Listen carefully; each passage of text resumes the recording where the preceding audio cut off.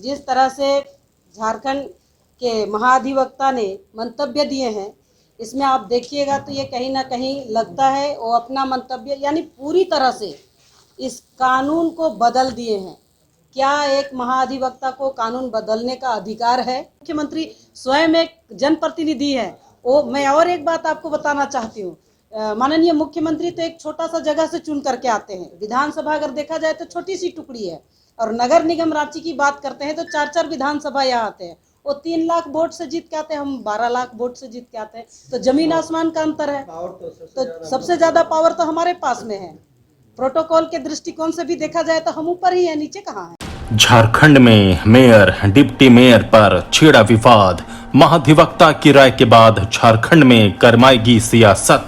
जब कोई अधिकार ही नहीं है तो फिर चुनने के लिए इतना तामझाम और भारी भरकम खर्च क्यों? नमस्कार, आजाद सिपाही विशेष में आपका स्वागत है। मैं हूं राकेश सिंह। दिसंबर 2019 में झारखंड विधानसभा के चुनाव के बाद राज्य में गैर भाजपा गठबंधन की सरकार बनने के बाद से ही नगर निकायों के साथ सरकार की तनातनी चल रही है।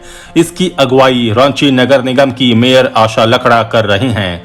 इस तनातनी का परिणाम ये हुआ कि झारखंड के नगर निकायों का कामकाज पूरी तरह बेपटरी हो गया है।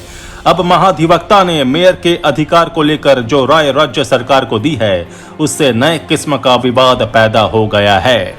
महाधिवक्ता की राय के बाद साफ हो गया है कि आम जनता द्वारा सीधे चुने जाने वाले मेयर को न तो पार्षदों की बैठक बुलाने का अधिकार है और न ही नगर निगम के किसी कर्मी के खिलाफ कोई कार्रवाई करने का। वो एक रबर स्टैंप है जिनका काम पार्षदों द्वारा लिए गए फैसले पर मुहर लगाना भर है। यानी मेयर महज एक सजावटी पद है जिसके जिम्मे में कोई काम नहीं है। महाधिवक्ता की राय के बाद अब ये सवाल उठने लगा है कि झारखंड जैसे गरीब राज्य पर मेयर और डिप्टी मेयर जैसे सजावटी पदों का बोझ क्यों डाला जाए। यदि इन दोनों के जिम्मे में कोई काम नहीं है, इन्हें कोई अधिकार ही नहीं है, तो फिर इन पदों को खत्म क्यों नहीं कर दिया जाए। झारखंड में मेयर पद को लेकर उठे नए विवाद का विश्लेषण करती आजाद सिपाही के विशेष संवाददाता राहुल सिंह की खास रिपोर्ट।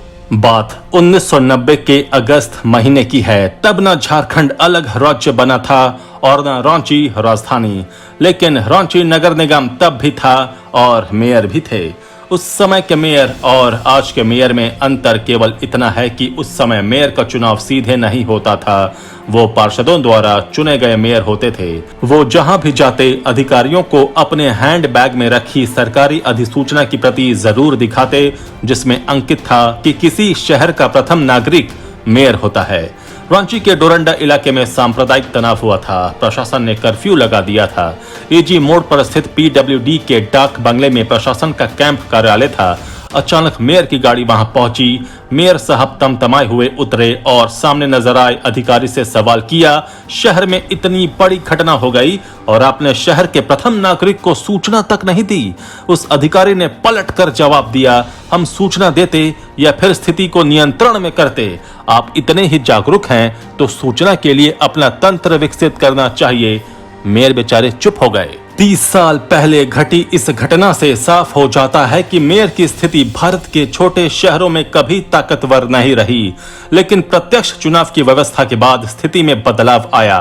कई शहरों के मेयरों ने दुनिया भर में अच्छा नाम कमाया। इंदौर को लगातार सबसे साफ शहर का खिताब मिला, आगरा को विश्व विरासत शहर का खिताब मिला। महानगरों की बात छोड़ भी दें तो छोटे शहरों के मेयर अपने काम से लोगों का दिल जीतते रहे, लेकिन झारखंड में मेयर पद को लेकर हमेशा राजनीति ही हुई।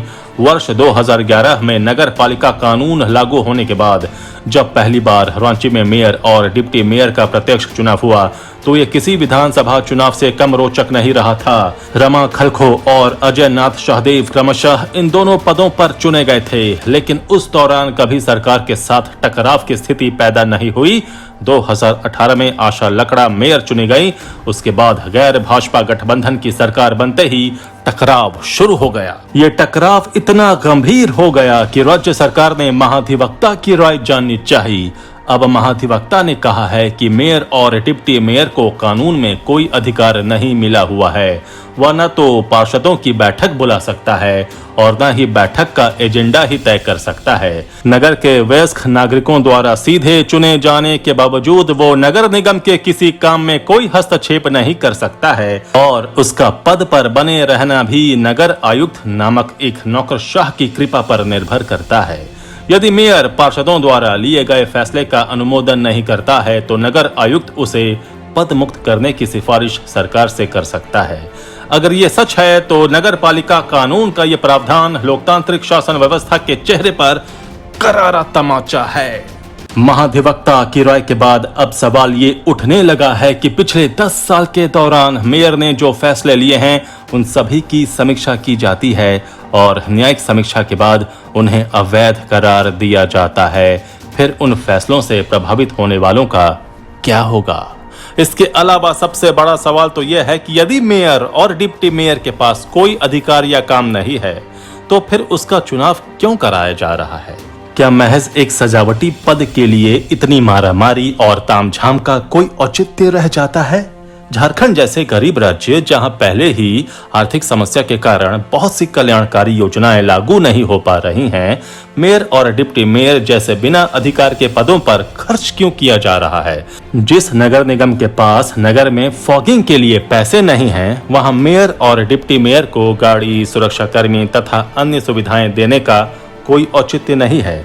अगर महाधिवक्ता की राय कानून सम्मत है तो अब मेयर और डिप्टी मेयर के पद को तत्काल खत्म कर देना चाहिए। जाहिर है ये लोकतांत्रिक व्यवस्था पर आघात होगा, लेकिन फिर 5 लाख से लेकर 12 लाख लोगों द्वारा सीधे चुने गए मेयर और डिप्टी मेयर को नगर आयुक्त जैसे एक अदना से नौकरशाह के अधीन करना भी तो लोकतंत्र की सेहत के लिए अच्छा नहीं है।